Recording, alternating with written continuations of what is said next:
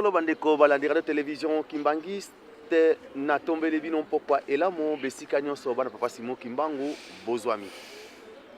Ya solo na mokola lelo tozali na émission na biso ndenge boyebeli yango émission masolo. Kasi masolo na biso na mokola lelo tokolobela masolo te kasi tokolobela masolo ya papa Kisolokele. Oyo touti ko fêter centenaire na ye na le 12 février 2014. Ya solo bandeko ezali wabino ndeko papa Lambert makwemi mo na mokola lelo ndenge boyebeli na kati na émission masolo pe lisungi ya papa Mantwidi oyo asimbeli biso kamera kuna nasima.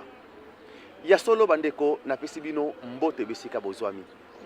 Mokili mobimba bozali kolanda biso nde eloko ni na koloba obele mbote pe merci na ndenge bondimi kokotisa émission masolo kati na ndako na bino po ete boko kotala biso bolanda biso. Nde na mokola lelo tokolobela ndenge na lobi na centenaire kasi tokolobela mokanda oyo papa na biso papa le révérend Aaron Nzinga auti ko bimisela biso oyo mokanda ezali bomoi pe misala mia papa Kisolokele Lukelo Charles ezali bomoi pe misala ya papa Kisolokele Charles. Kasi ngai te muna komi mokanda yango. Muta komi yango bokomona ye pe akolobela biso ye moko makambo ezali na kati na mikanda oyo. Ndeko na ngai soko rate mokanda oyo o rate papa Kisolokele. Papa révérend mbote na yo. Mbote papa journaliste. Merci papa ya solo na pesi yo merci na ndenge ondimi invitation na biso ya solo toza bana na yo kasi olakisi ki orgueil te téléphone ya pamba po ete na mosala monene oyo sali ondimi oya to solo la no masolo kati na émission masolo biso bana na yo na Ratelki Europe. Ya solo papa ya liboso to pesi yo merci kasi to lingi omi bimisa po ete bandeko bazali kolanda pe yo pe bana na yo bayeba papa Lambert na mokola lelo ayambi pe nani po ozali nani na kati na lingomba olobili biso nyonso mi bimisi nde tokobanda émission na biso. Papa na pesi yo maloba ozotala pe na télévision bato bazali kolanda yo. Papa journaliste, merci mingi papa mon fils papa Lambert pona boti pe bana. Oui. Bobo kozala na bango âge moko pona vu na kokisi 86 ans d'âge. Je suis né en 1927. Nakoloba boy. Na kati na lingomba nazali mondimi ya première heure nakoloba bongo. De mondimi na koma longi. De longi na koma selo. De selo na koma parcelle. Kobana na bandisiki na ba province. Na koma tana nation. Évangéliste national. Président inspecteur national. Représentant légal deuxième suppléant, chargé de l'économie, représentant légal premier suppléant, chargé des missions Lélon, auprès du cabinet de chef spirituel représentant légal, papa Simon Kimbangu Kiangani. Elingi Koloba, na Salimwa Musala. Kasi, pona likambulie litali livre on a comme libino, motonyon so akozalaka na témoignage ya esika ye akoli ya vandi ya évolué surtout que papa Kisolokele yeba ete na 1921 ekangimaki ye na inunga na botama te na botama na 1927 eye kokola ngai na kotumba ndambo akenesi ya biso ya tango wana jusqu'à 5e année primaire na Mbanzangungu na longo na Kinshasa na école professionnelle ya couture po ya mundene ba obenga monsieur Souza. Souza c'était l'excellent tailleur. Kuna nde tozali kosala bilamba ya gouverneur général ba continuer tout selon ça se faisait. Donc ezali ezalaki na biso atelier moko d'honneur ce qui mwana abimi kuna en tant que couturier, c'est-à-dire azali tailleur. Tout ça, il y a Bambuta, il y a Bessingombe, Bele, il y a Bandibou, il y a San Salvador, tout ça. Alors, Tokoli a Wana Kinshasa. na ye kobala mwasi na ngai ya liboso Mbuja Mungana na 1951 52 53 nde tokendeki mobembo na mboka na mwasi na ngai ya Mungana wana ntango tozongi mama ye kozwa zemi na 51 nsima na lingwe ya tata Kimbangu nazalaki kosala na zongo na longwe na zongo mpo na likambo wana nakomaki na mboka nde ntango nakoyeba polele ya 1951 ete mama Kiwa Sisulwa mwasi ya papa Dialunga na Kiangani azalaki ya kobota kaka na sanza wana kaka na mokolo wana tata Kimbangu abota me ntango wana okolo bakombo te mbuta muntu wafuiri mbuta muntu kobombana ezongi ngai na 52 tozongi kuna na mama mwasi na ngai tolongwe tozongi Kinshasa ayi kozwa zemi na mapamboli tozwaka na Nkamba kuna na Eziba parce que tosalaki 2 ans mwasi ayi kozwa libumu te ntango toke na Nkamba pa ya mama papa Mfuma Mbanza ya kobomba na kokoto na Eziba wana sima na butu après minuit ezaki ere ya bien wana na kati ya Nkamba baminde eza kopela basoda baze kosinzela moto akota te kuna tolongwe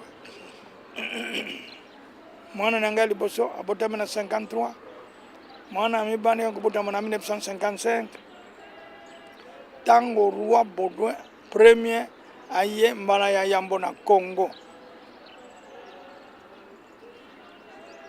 mwasi aboti abimi na maternité awa na mama yemu ngai nazwi makanisi ya kokende mobembo na Mayombe na bakamaradi na ngai bacommerçant parce que mwa mbongo soko oza kokanga olingi bongola yango ekoma ndenge mosusu sango ezalaki ebele les amis partaient là-bas bakende kosomba or na Mayombe soki bosomi or ye osomi mutuka okosala makambo ebele ngai mpe baninga bapesi ngai bakoti ngai na circuit wana tolongwe toke na Mayombe bake kotekela biso biloko ya mabe molangi mobimba mondele moto apesaka mbongo azalaki konzela toyele biloko tokei tosomi biloko toye na jeep na pick-up ya Ford ya sika tolongwe toye toyokolakisa mondele tokomaka na 2h du matin mondele atali abi eza yango te ça c'est du cuivre na biso esili tosala boni bozongisa tozongi ntango tozongi kuna bato wana babumi na bango na mboka moko abenga Mayunda kuna na Mayombe otiki Mayombe oke na nzela ya King Kong na fond kuna komba mboka Mayunda bato babongo bakuma mena tokolukela bango wapi mbongo nini tokofuta tout ça mais na biso silaki tozongi na Tshela topesi sango na baninga tokutaki bato ya kote na biso parce que kuna bakobenga biso soki ozali moto ya ganga mbo bakobenga moto ya nzela masini baninga bapesi biso nzela ete lokola bosali boye boluka moye bozonga bonga naye kotala kozonga mais je n'ai plus rien en poche ekuna mpe na ndako na kokende natiki mwasi na bana kaka ndenge makambo tata Kimbangu mona akima kosala mbongo na Kinshasa eloko te ngai nakimi na kosala mbongo na Mayombe kuna mbongo ebungi ngai moto zero moye nazonga eza te bon balebisi ngai babi yo lokoza Mosingombe moto ya moto moko azali ya monene ya Mosingombe mwana tata Kimbangu bakanga na boloko avandaki na boma alongwe boma azali awa na Tshela aza mokonzi kuna na leta epuis ndeko na bino mosusu oyo avandaka epa na ye leke na ye asalaka tailleur kombo na ye Mbenza Andre awa na magasin Mosingombe nakanisi papa kesolokele nayokaka sango na ye maloba na ye ntango mama na nga biso tozali besiki ngumba na Kikongo me kuna tokoma besigi mpanzo na nkamba besigi nzinga me tango wana eta mwana muke teko kibe makambo wana te na bitango mama bazago solo na papa mfuma mbanza na kinzaki koyoka komo ya kisono kene wakangwa kwani kisono kene bakanga na bango ye akenda mwana tusa alo mena nakokipaka na ngai te me mena kena komi mayele na wekete oyo bakanga wana mwana ya tata Simone Kimbangu ya liboso mama mwilu mwasi ya papa Simone Kimbangu tozali famille moko tokuta kuna na mayanda bamama na biso bakuta na mayanda bakoko bayeko bota bango na nkamba biso baboti biso na tadi tozaka bandeko bon ça va bolakisa ngai sika Andre azali balakisi ngai sika Andre Mbenza azalaki nakei tomonani na ye topesani mbote totalani outi wapi nayebisi ye makambo nini napesi ye difficulté na ngai nyonso nalobi nga navandi awa nga mpe nabotami na likolo kuna na lisala alors na makambo ya nzambe bakanga tata mama tobotami kuna me ngai nazonga na ngai tanke moma nakota kilasi nazalaka pa ya nkaka Charles ya kubenga papa Charles koko parce que tata na ye mwana nkazi ndeko ya mama mwilu obenga nkazi Mbenza alors nazali kunepa ya papa Charles alors malamu na pokwa ya kolonga mosala na 16h30 na pokwa tozala kuna nalakisa yo epai na ye bosolola na ye ayeba soki akoki kopesa tike mpo zonga merci nazeli ndeko na ngai Andre asali na pokwa tomati na ndako papa ye tomonani napesi mbote abengi ngai atuni ngai Andre ayebisi ye mwa suka abi non lui-même est présent dites-moi omuti wapi nayebisi ye kombo na nani nayebisi ye oye kosala nini nayebisi ye ayo kake te tokeni kosomba oro bameli biso mbongo esalaki mpe ye pasi atombokeli ngai yo uti kuna na mboka na ngai mpe omona makambo ya ndenge boye tout ça je suis pas content est-ce que tu ne connais pas notre métier oyebi mosala mosusu te nayebi je suis un tailleur de carrière abi alors ton frère est tailleur donc ndeko na yo André azali tailleur asalaka awa na tiela ngai nakopréféré bosala na ye awa na tiela kozonga lisusu na Kinshasa te tu restes avec lui ici à Tiela comme tu es marié avec 2 enfants tango kozwa possibilité kotonga ndako soki otongi ndako obengisi mwasi na bana baye bovanda awa oyoki oyoki nayoki papa est-ce que tu es content? Je dis oui, je suis content papa, je vais le faire. De temps on peut vous benga peka papa. Mais oui. Papa Charles mais lui il est au benga batun se kuna kuta babenga papa monga na benga nani. Funa benga papa. Alors maintenant voilà idée ye ya kovanda na Tiela. Et vandi ngai na Tiela tokoma bana na ye baleke na ye. Moto akozwaka likabo na maboko ya mokonzi soki ozali obéissant na bamposa na ye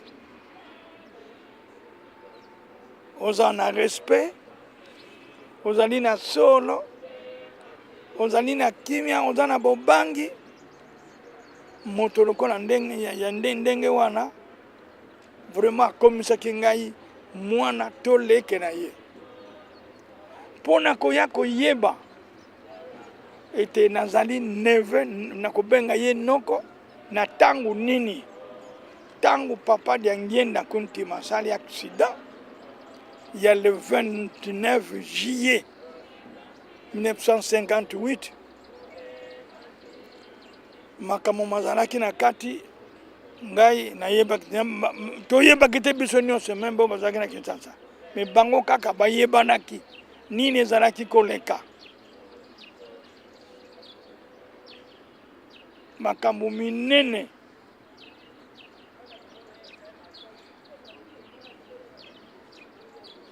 papa Diangenda malgré bapota na ye accident. Je crois que vers juillet, août, sanza ya août, entre le 10 ou le 12 août, balongwe Kinshasa na bapota na ye, bayaki na tchela. Ye moko papa, tata Nkimu, azaki président collège, tata Wanzungasa, grand frère oyo ngana landa, Mutansikuvwe, Nkazima Basi Pierre, Kulutu ya mon frère Lutunu Edouard, Jean Sala, tata Jean Sala muta memaki voiture bayelaki, papa Alphonse Nkama azaki secrétaire particulier ya papa Fumanlongo. Bango wana bayaka na voiture na tchela. Makambo bayelaka biso toyebi ke taye kotala le kunu tunayi po azalaki malade. Malade azalaki abimaki na hôpital. Abimi na hôpital. Sango emi komelaki ete kunu tunayi aza kobela. Il fallait ya kotala ye. Mais ya komela nzela accident. Todui sango te papa Fumanlongo Diangenda papa Mbwala na tango wana Fumanlongo zaki te papa Mbwala akufi mutu ya liboso akenaki relege ezalaki papa Kulutu ye bakangi ye esika moko na papa mais kotina mai na relégation ye akendaki na le 7 octobre 1921 tandis que papa atikalaka lisusu na Mbanzangungu ezalaki likambo elaka Nzambe asalaka likambo lokola biso bato te akamati papa Kulutu atindi ye na boma ezali sika nini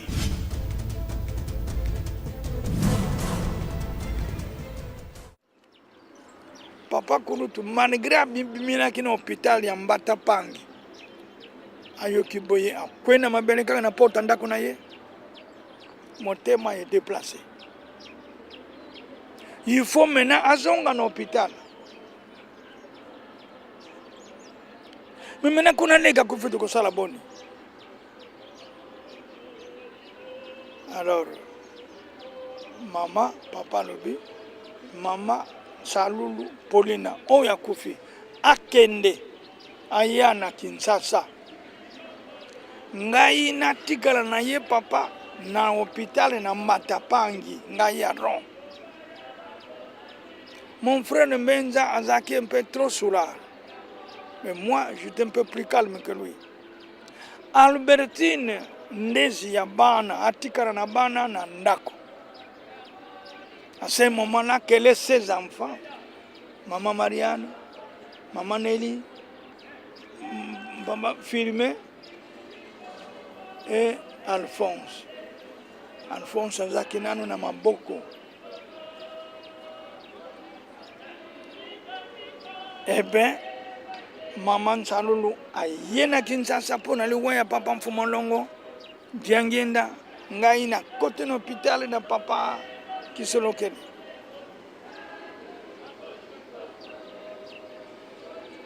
Bitumbe zake na kati je ne savais rien. Te kobenga papa Charles kaka papa Bissonioso papa Charles. Ses amis qui travaillent avec nous au territoire kobenga M. Charles. Mais nous, on ne parvenait pas à l'appeler monsieur. Non, moi, je l'appelais toujours Papa Charles. Eh bien, tobimi na hôpital, ye papa wa kufaki lisusu te, Nzamba amonisi makasi na ye, kasi makambo moko ezalaki na kati eobligeaki ye Papa Diangenda ntango wana tata na ye oyo journaliste oyo tata na ye directeur général ya bansene ya nani ya bakalasi ben maintenant papa ye bayaki bango mitano kotala lisusu papa bakuti papa na hôpital abimi papa Charles abimi na hôpital tolali mokolo moko ya mibale wana nga nasi na tonga ndako na ngai parce que papa asalaki tout il travaille au territoire en tant que commis en chef mais il avait beaucoup de droits à accorder biso ba crédit il y a faux d'avance na tongaki ndako moko kitoko ya faux d'avance André Mbenza mpe atongaki ndako moko kitoko ya faux d'avance kuna na chaîne. Alors tango bango bauti Kinshasa baye tout le monde ont dormi là-bas na tongo Papa Diangenda abengi ngai aron andimi abivene akamatinga na maboko Papa Diangenda je dis bien ça comment on za koyoka ngai bon moto c'est-à-dire moto ndenge na tangaka maloba ya tata Kimbangu na Mbanza Nsanda le 10 septembre 1921 alobi moto na moto nzambe asala aona mokili azali na mission oyo ya pesa ye pour asalela ye nzambe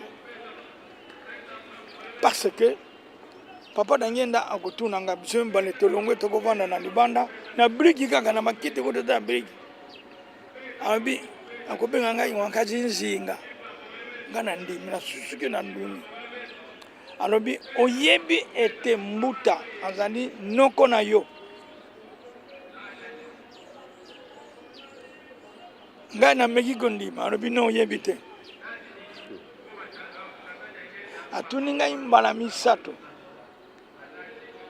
nandimi alobi maintenant moi je veux vous ngai na kokomisa yo po zali nanu leke makambo ya famille biso oyebi yango te maintenant atundolobi pourquoi toye na grand frère na yo wankaji nsiku po Michel même mutako nga bien pourquoi toye na ye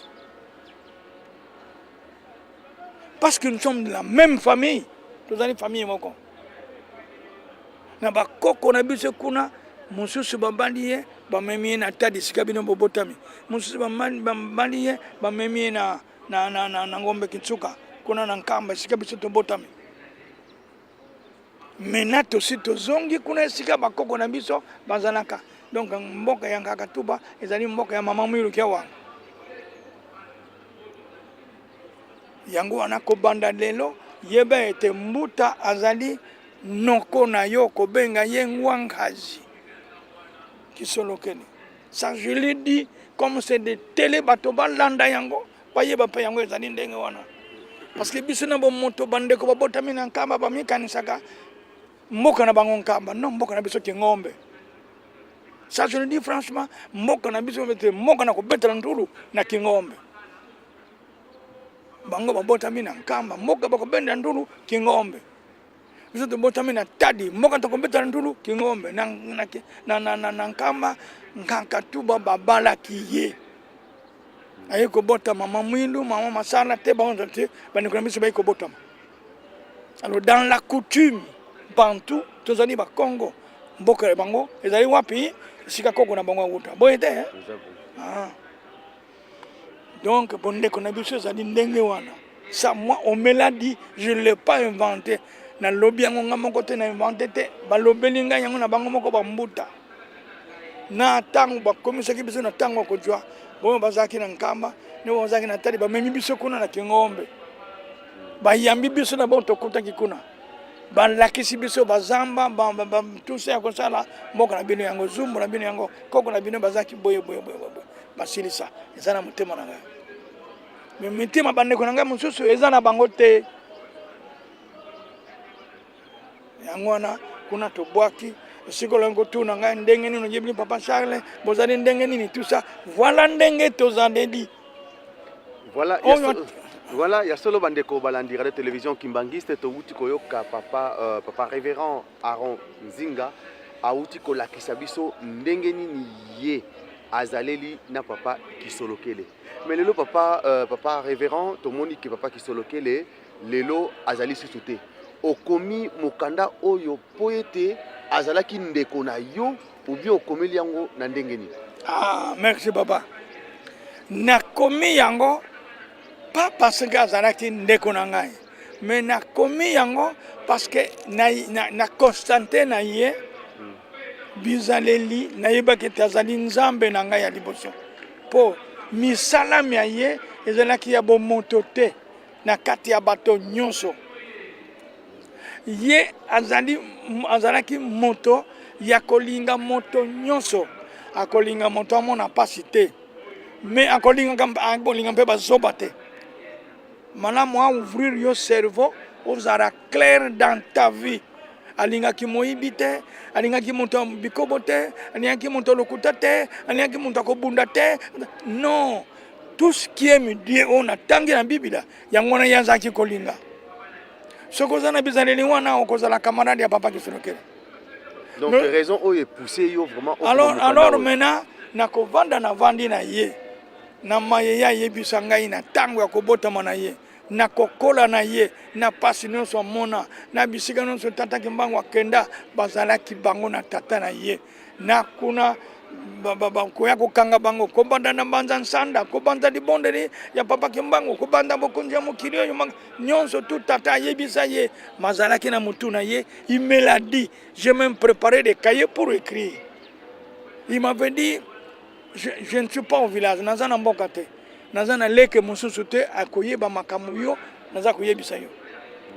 Lokono azali mwana na ngai leke na ngai na kati na famille na kolobono ma secret ya mboka oyo kino mokolo akendeki na poto komona na roi de Belge en 1958 akendeki koparticiper na examen spécial ya bakomi en chef sur la démonstration coloniale belge. Ben ezaki na administration moko munene ye pe a parmi les commis en chef kombo na ye batiaki tango batiaki yango tata Kimbango malgré akufa me amonaki akoya koyebisa ete mwana baponi yo okokende na poto na kati ya bato mayele kasi makambo na pesi yo okolongwawa na chela kokende tudura na poto te tudura na nkamba monana na mama na yo mwilu akoloba na yo makambo oyo nga na lobi na ye ayebisa yo epuis okokende kosukola sukoli kuna na nsima esili ozongi Kinshasa bango okokende na poto me kuna na mbuto okokende soko makambo wana mama na yo akoloba na yo oyebisa yango na roi de Belge Baudouin soko yebisi yango te kozonga na Kongo te parce que tangu ya bato mwindu esili ekoki bilaka to lakanaka na roi Albert Premier bileki yebisa ye. Alors makambo nyonso wana bokotanga yango na kati na buku oyo. Bokotanga na kati na buku oyo. Processus politique bokotanga kuna. Même quand le politicien après l'Europe, le politicien bazai koya na tango ko bomba na tchela, c'est moi qui avais l'autorisation.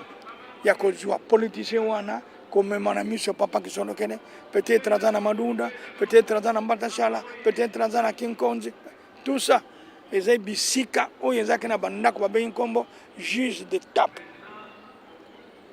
Parce que tango awuti na poto non ayaki na pouvoir mosusu oyo asakata makambo ya libération ya Congo papa Kisolokele asilisa makambo bango na roi de Belge en 1958 na mois de mai 58 kuna nde ezalaki véritable table ronde ya bango mibale.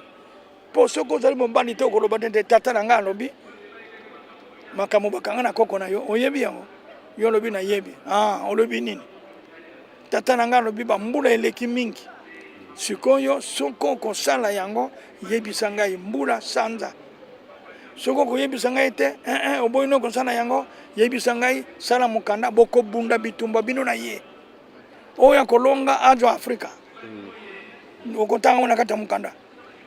Ya solo bandeko tozali ko continuer na kati na émission na biso ndenge tozali koloba moto na moto esika yo zwami mokanda oyo ezali vraiment to wuti ko tanga yango yali très intéressant et surtout biso bana papa Kisolokele na niveau ya Europe toyebi nini o papa Kisolokele asali pona biso yango wana papa le révérend Aaron Zinga amoni ke po ete atika biso ndengo wana pamba atika biso kaka ndengo pamba te histoire yango akomeli biso mokanda oyo mwana papa Simon Kimbangu esika ozali na France ozali na Belgique, les États-Unis, na Australie, na Chine mokanda oyo ezali vraiment pona biso tokopesa numéro papa Aaron tokosala ndenge nini bokotuna obele ye bokobenga ye yende akolobela biso ndenge nini akosala po ete mikanda oyo ekomela biso bisika tozali mais papa Aaron merci papa révérend tosepesi merci pambate okundoleli biso papa Kisolokele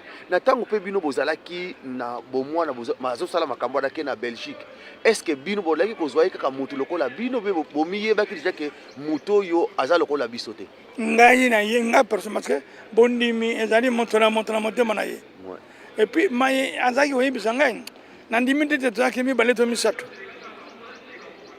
parce que oyebisa mo vers minuit 1h du matin jusqu'à 3h du matin bozana ko sorona bino mbaleka kaka papa zaka na habitude awuti mosala ye soko alle ba 18h alali bon comme on a 23h 24h 0h la muki alors maintenant soko za na chance ayami ngai wana nde bokoyoka mabomba mi ya mboka oyo nde bokoyoka mabomba mi ya mboka oyo mboka weza na makambo ebele soki ba premier politicien ya mboka na biso ba bizaki te Congo ekozala boye te Afrique ekozala boye te parce que papa Kisolokele lui-même était déjà d'après papa Simon Kimbangu papa Kisolokele était un roi de l'Afrique roi ya Afrika ezalaki papa Kisolokele na ndenge nini papa ya bokotanga na kati na mukando nyonso zali awo bokotanga na kati papa Kisolokele roi awa nyonso zali nyonso bokotanga yango mais papa to yiko mona ke na kati na mokanda na yo outi kosala ngo na monoko ya biso awa mais est-ce que livre yo okoki kosala ngo na minoko ebele te po ete bandeko bazali ndeti na Grande-Bretagne pamba te bango mpe bakozala na posa ya mokanda oyo bokoki kosala ngo na minoko ebele te po ete bato bazala na minoko na bango merci papa mposa nanga ezali makasi surtout awa ezalaki réunion ya concertation esalamaki awa nalandaki moloba bana ya poto namonaki ondire bazalaki inspiré sur ya molimo tata Kimbangu babi toye na mayele ya molimo ya mfumu Kimbangu ye abikola makambo ya biso bana tokouta na Afrika tokokene na Europa pona pasi koluka tusa koyekola ndenge ndo bongisa Congo namonaki nga bibana babandi kozwa mayele kasi tala makambo bazangi koyeba batanga na mukanda oyo soki bana wana bayebaki makambo oyo parce que tokomona kaka indépendant bino babanzi bondo ayeka apesa indépendant nani toka komba Lumbumba non mwana ngana botika ye Lumbumba lui-même tata Kimbangu akenda kokutana na ye na Boloko na Kisangani oyo makambo ayebisaki ye Lumbumba ayebi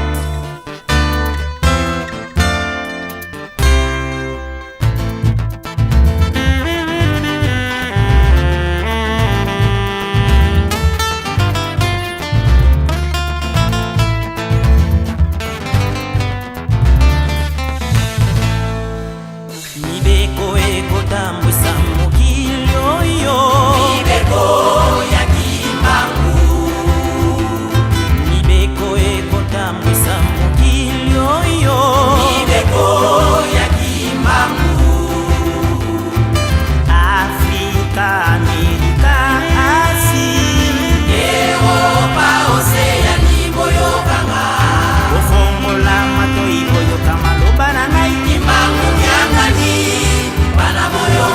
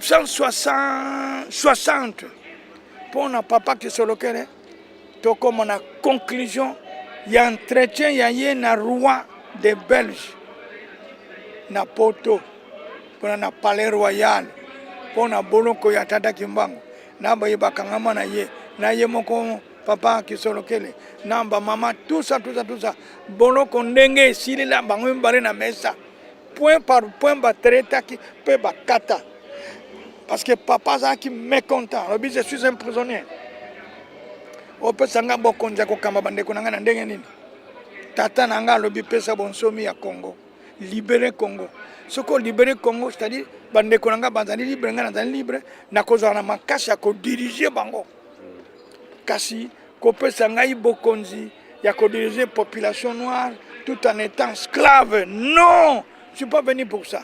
Nga nazali mumbu na yo na yaki pona mosala ko benga mepa na yo na sali mosala na yo esili, laisse-moi entrer, mais je vous fais le compte rendu sur la recommandation de mon père. Wana makambo ya tata talinga ite tali yona tata ne soko ko sala yango te tata lobi signe mukanda bo bunda bitumba yona ye o ya kolonga azo Afrika mais soko ko ke batena Europe ko to yango. Alors roi Koloba, ah monsieur Charles, un grand homme que nous mettons les confiances, un homme intelligent que vous ton père est très méchant. Tatana yoza dangereux. Ya kufa depuis 51 ans. Ngai nazali nano mwana menato bunda bitumba. Comment expliquer ça? Papa le ce n'est pas moi, c'est vous avec mon père. Omon yangwana makambo mazali mingi mais nyo sene ko mino ezali ko ko manakati.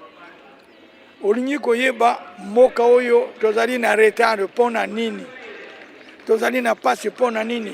C'est nous qui ont provoqué. Nzambe soko atindeli bino ntoma na ye boyokeli ye te apesi bino mokongo mayele na bino ekosila posa na bino ekosalama te mpo bosali mposa ya Nzambe te mokili oyo bana na ngai bokende nse likolo tata Kimbangu na bana na ye misato kati ya bana na ye misato tomoni tata Nzambe tomoni nkolo Yesu tomoni molimo mosantu. Pona nini kolo Yesu tango alaki bayuda alobi na kolongolo eza na pai na bino kopesa libota mosusu ekobotela ngo mbuma kitoko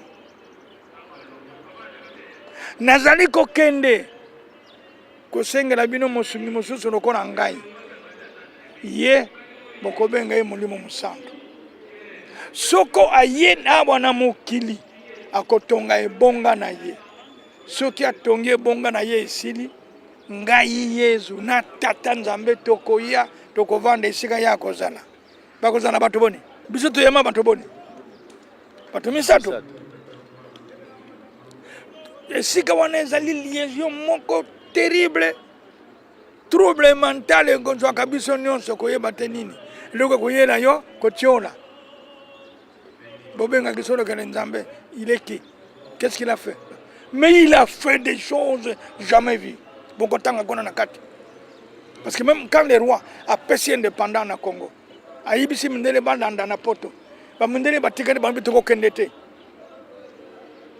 Jusqu'au 8e jour de Tata Kimbangu abimeli mundele na ndako na ye. Congo mobimba ko banana tela te ko na Kisangani te na milito ba David. Papa Simon Kimbangu abimeli mundele na ndako na ye. Ko ganga pamba mundele za kokima. Akotika biloko na ye bamusoba kubema na kaleso akobotsa na mwasi akobotsa na bana bamusoba kwa kina mai pona ngokima. Qu'est-ce qui a fait ça? Pouvoir ya Kimbangu na Matadi tango bakangi bango na Kinshasa. À ce moment-là l'armée n'était pas encore préparée, il n'y avait pas un commandement parce que 8 jours après indépendant bazana ba préparation ba ministère. Papa Kisolokele était encore ministre d'État. Parce que Bandela Kina, qui est sénateur, de voter qui est sénateur. Sénateur, qu'on a un ministère, Bandela qui est ministre d'État. Ministre d'État, après la mort, il y a un qui a organisé le gouvernement à l'équipe ministre du Travail et Prévoyance sociale. Kasi yeba likambo yuta wapi. Kasabubu. Kasavubu Tokobenga est président ya Bako. Est-ce que c'est lui le premier président de Bako? Non. Premier président de Bako est Mpinzi Altu. Angola na Kanza Daniel Manianga. Mtolandi Diomi Gaston. Ils y venaient à Tiena la nuit. Le même nuit, il faut bazonga. Et c'est moi qui le recevais. papa qui soloke. Oh, qu'est-ce que vous avez? Kakana papa qui soloke sur basolo chez la personne en instruction bazongi na butuwana. Donc bango déjà batuwana ba homme politique akala. Ba yebe ki papa qui soloke sur ataki nani? Oui. Mais bombele ki biso. Mais yende moto azaki ko diriger bango. Zala présent mon collègue qui le 12 février 1960 fête Salamaka na Tienda pendant 5 jours. Oui, il y a un parti politique. Oui, il y a un qui déjà. Bango Nyonso Bayaki. Bumbum Bazana qui est représenté par Kashamura. Et même c'est Nani, PNP par Bolia. Tout ce monde-là, Bazana qui est béni. Ambako quartier général Mobimbe Kitaka na Tiela. Ça c'est le cœur de Kisono Kenya. Biloko nous sommes sanamaki na lutumu na ye. Tango bako telema kuna na tableau de monsieur comme on a papa Simone Kimbangu devant le tableau. J'ai avec moi la photo, je ne les ai pas menées, mais on a exhibé ma photo il y a 1960. Alors mboka bana mboka bo baby siango na nokoso ya mbongo na orgueil lulendo. Botanga na buku na bokomona ya. Ndamo muke tigali yako bakisa Kasambuba zaki na tango azalaki na reconnaissance makasi na lingomba na mailingomba salela ye. C'est moi qui étais porte-parole de l'église devant cette séance-là de 85 personnes. Dans la résidence, il y a Dumbi Maurice, premier administrateur du territoire après l'indépendance. D'où il y avait un problème grave de l'église qui manquait avec les terrains là où ça se trouve la paroisse qui manquait aujourd'hui. Mon père Chija qui a engouillé mon Kazabu. Et porte-parole à l'église, c'est ça qui est représentant, tout ça qui est mis ça Ngai, Mavungu, Tata Nyundo Simon. Donc tout ça, moi, misala bana, bona lingomba à Rokuta. Yango ana na préféré Kopé Sabino, ndambu ya connaissance wana approfondi. Pour Yango Nezana, c'est-à-dire Mokoro Tokodjoa, président de la République, Oya connaître Biloko Oyo, et a préparé stratégie na yé, que les autres kende nkamba na kende kosenga, et pas yankoko nangai kimbangu, et pas ya batata nangai qui sorokede de lunga na kiangani. Akozonga wa, to éviter. Merci Yasolo Bandeko, tozali ko continuer, tozali ko landa obele papa Aronzinga, oyo ali papa na biso tozali ko biso ba secret, mais ba secret ne sonenge to wuti ko loba eza na kati na mokanda oyo. Tozongeli lisusu mwana papa Simo Kimbangu. Surtout biso na Europe nazali ko zongela yango. Histoire papa ki solokele toyebi yango formaté, pamba te tovanda ki na ye to moni makambo oyo papa oyo ki solokele asali pona biso na poto. Yango to sengi na biso mutu nyonso mokanda oyo zala nango na ndako. Na kopesa bi exemple to wuti ko sala émission moko na révérend pasteur ya groupe de réveil. Likamba lobi na bisa lobi na ngai ke papa Lambert eloko ya kitoko bino bakimbangiste boza nango livre oya histoire sur le kimbangisme. Soki mo kimbangiste moko aza nango na ndako na ye. Mbele makambo mususu ezali te. Donc ozali komona biso mutu mwindu surtout alinga kotanga te. Na kolobaka ngo tango nyonso na kati na émission masolo mutu mwindu alinga kotanga te, mais tala ndenge papa révérend asali biso. Azwi biso na piège. Akamati mokanda oyo po ete faciliter biso atie yango na lingala. Po ete mutu nyonso ayoka bomoi pe misala ya papa Kisolokele Lukelo Charles, mwana ya yambo papa Simo Kimbangu. Ezali kaka te ke yo kimbangiste ko kozana mokanda oyo. ezala oza na kati na église de réveil ozala catholique ozala protestant ozala mangomba nyonso ozali mwana papa papa te papa Simon Kimbanga alobaki les 4 coins du monde ezali ya ye bolinga te ezali papa Simon Kimbanga ezali bongo beza bongo. C'est comme ça. Ça dit mposa na ngai ezali mingi naza komona ba jeune mingi ba créer ba église mais nzela bazali kokende ezali yango te lokola balingi kosalela nzambe pe mangomba na bango mabengami église de réveil. C'est bon, votre rôle c'est de sauver les âmes, mais ces âmes que vous sauvez bango na voie réelle et normale, parce que mulimo musantu toyambaka na nkamba na 99 mindele moko awutaka na Genève non kuna sika masaka na Suisse baye ko trouver papa Dangenda papa mais éminence vous savez que votre père ce n'est pas un prophète andani prophète mais yazali mulimo musantu actuellement nous parlons bamabonde nyonso tokobondelaka na mokili mobimba na kombo na Nzambe ekokendaka tout droit epai ya molimo mosantu.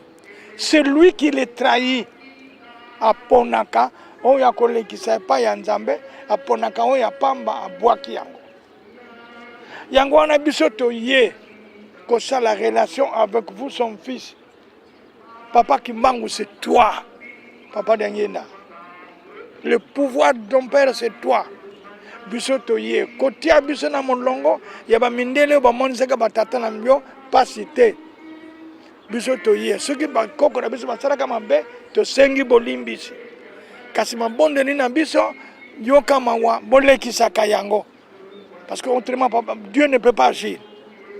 Lui jugement na ye kozalaka na mabonde ni wana ko juger yango akotala yango pe atali bino mais ye azana ntango te munda kopesa ke ba solution nyonso mulimo musantu tango akoyamba mabondeni aponi makambo ya sono aponi mais on suka monanga mabe boza bato mabe bizale mabe mabonde na bino ekoleka te a bloquer yango Nzambe mpe akokipete kono Yesu mpe akokipete mulimo musantu. Donc c'est votre papa de tango na toyebaki na bambuta nyonso batatanki mu tout ça tozalaka na bango balobi ete oui papa ya solo okokosaka biso te nzela komema kabisa nzela ya solo bamendele tokotilaka motema baye koloba solo polele boye alors tozasuna ka musu te papa oyo yo lingi yango na biso tokolanda papa lobi ngana ndiaka danga mfumbwa papa no okotaka yango na batata ba jeune ba journaliste bapanzi sango ya nkolo Yesu bino kaka bopanza yango sango ya Abraham Isaki ya bino kaka bopanzaka yango sango ya Moïse Yoshua bino kaka bopanzaka yango lelo bozana musala mosusu te role na bino kopanza sango ya tata Simon Kimbangu na bana na yeba sato oyo abengami molimo musantu bana na yeba sato banani bazali tata Nzambe kolo Yesu ye moko molimo musantu muna pesemeli ngonga yango ezali ya ye. Alors soki bopanzi yango te etumbuku epa na bino eloko moko ya mabe sango ya lokuta etambola noki sango ya solo ezalaka toujours minimisé parce que celui qui est en train de parler il n'est pas diplômé, il n'est pas ceci non liloba ya Nzambe eza na diplôme moko ya mokili oyo te. Liloba ya Nzambe ezali eloko ya mulimu ayebi eloko nini ya kotalaka na motema na moto.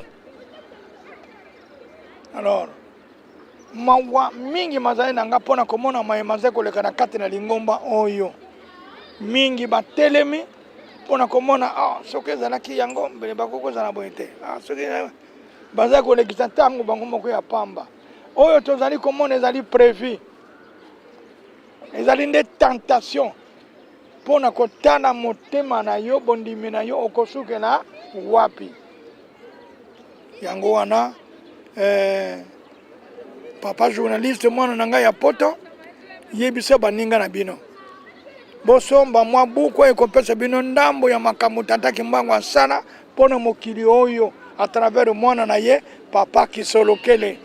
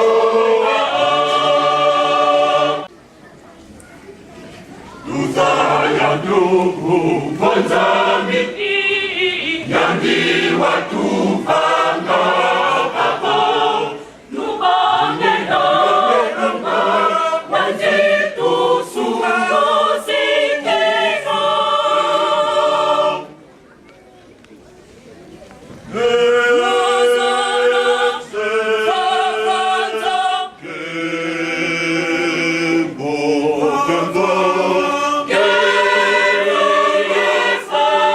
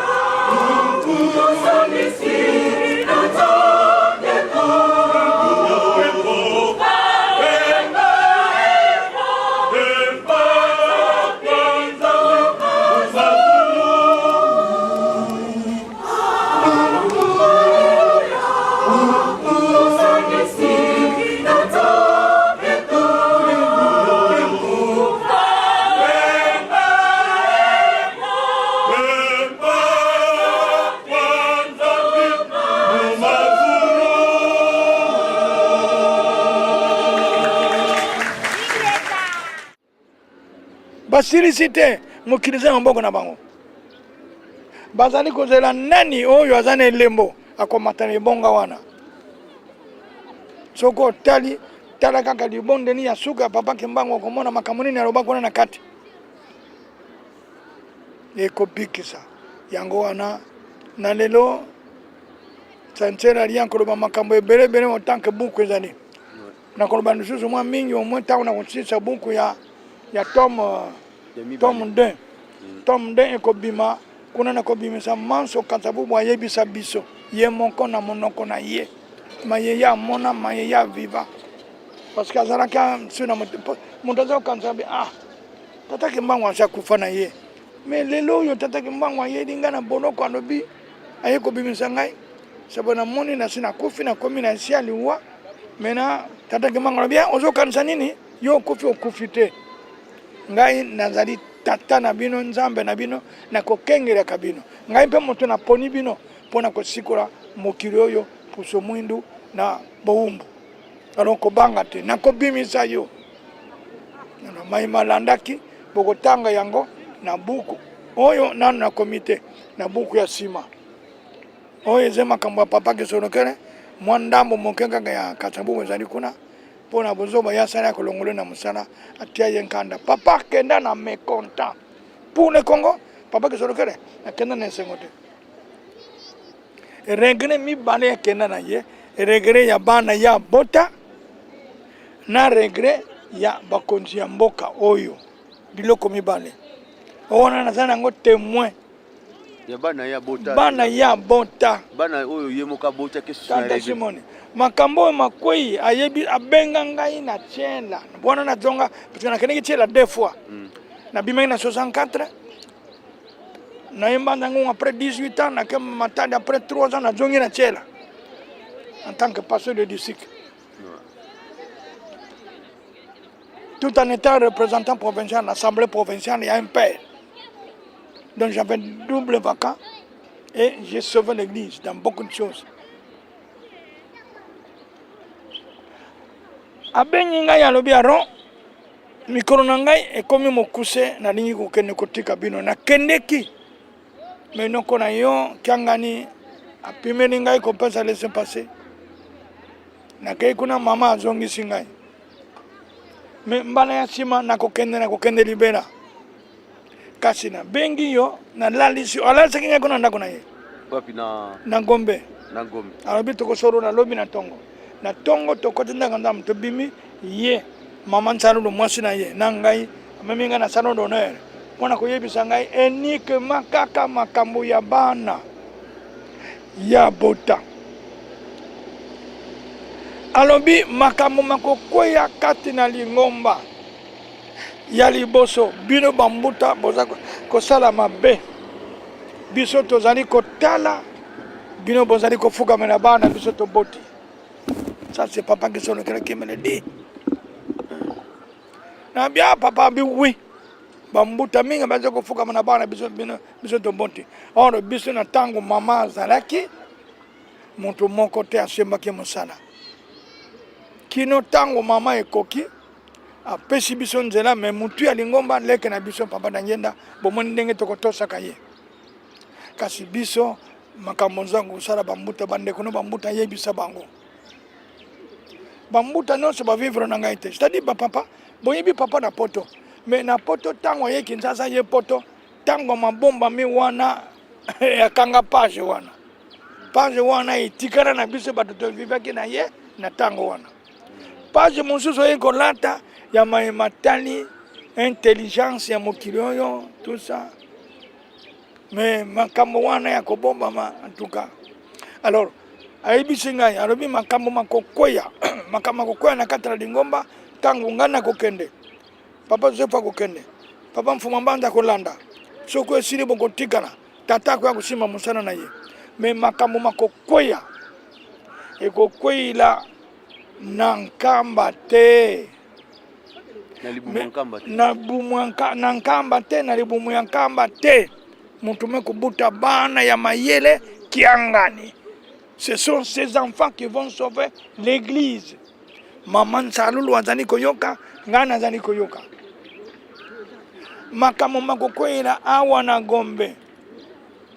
Tango makodongo awa na Gombe makitira monkoto masali siège. Bana na biso bakokosama na bambuta mosusu bakokosa bango bakokweyisa bango e pase kozala na kati na lingumba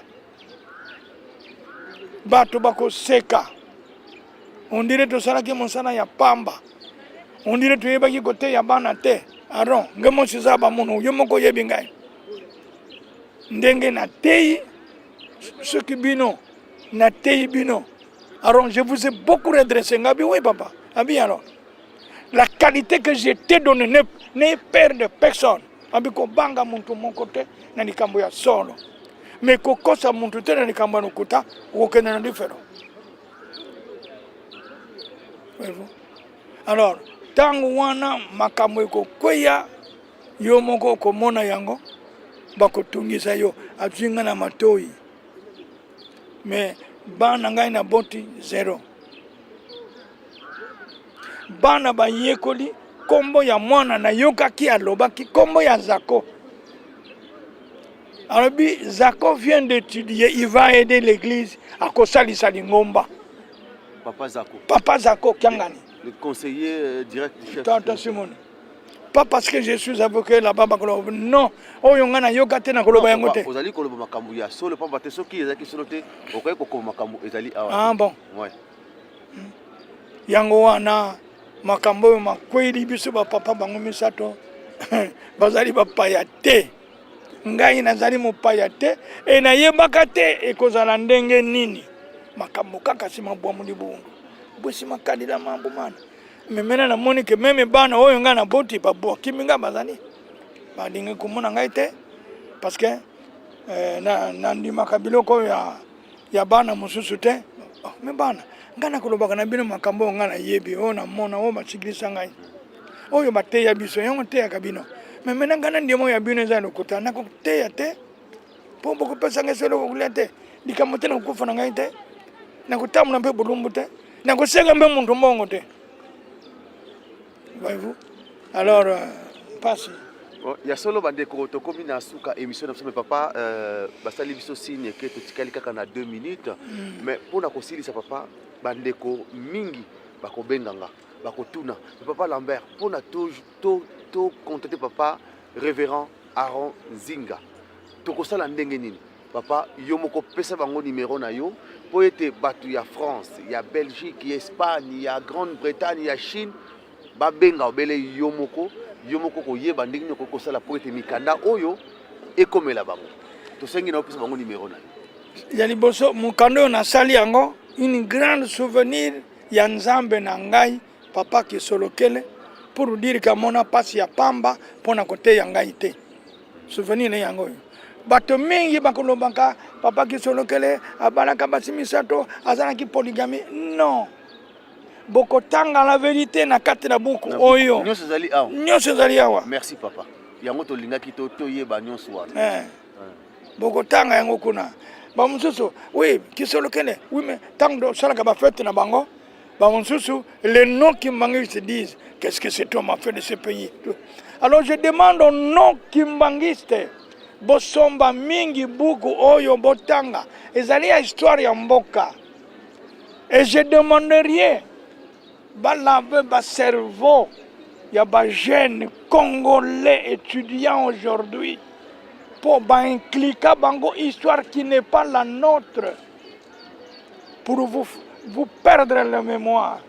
Botanga livre botala makambo ya mboka ezalaka ndenge nini elekana ndenge nini nani abikisa kabiso. Papa pesa na pe numéro no papa bato bazona déjà numéro na yo. Numéro na ngai ezali 089 82 57 651. Nasalaka mingi Tigo. Vodacom mpe ezali me ezalanga mna na mutute. Oui. Il y a solo bandeko tokomi na suka émission na biso tomoni que papa révérend Aaron a outi ko peso numéro na ye. On salingi azana besoin na kuna na côté na biso bokoki kobenga ye na 00243 89 82 57 651. S'occuper au monique moyen au joindre papa révérend Ezalité au koki benga na régie kuna na Anvers kuna okozoba coordonner nyonso ou bien okoko benga na kati na émission masolo papa Lambert tozali na France nde tokopesa bino ba coordonner ya papa révérend po ete bino moko na ba téléphone tolingi to tungisa ye na ba téléphone ayeba ke ya solo émission na ye eleki mpona wana papa topesi yo merci mingi pamba te tomoni ke ntango na biso ekoki toyebi te soki okopesa bana na yo mbote na poto totikeli yo mwa seconde ya minute po ete oloba yango mwa mbote moke. Merci mingi papa journaliste namoni toza na bolingo ya bandeko na yo bandeko na ngai bana bilenge bana babali mpe basi bamama mpe batata lokola ngai natindeli bino boboto mbote bonne année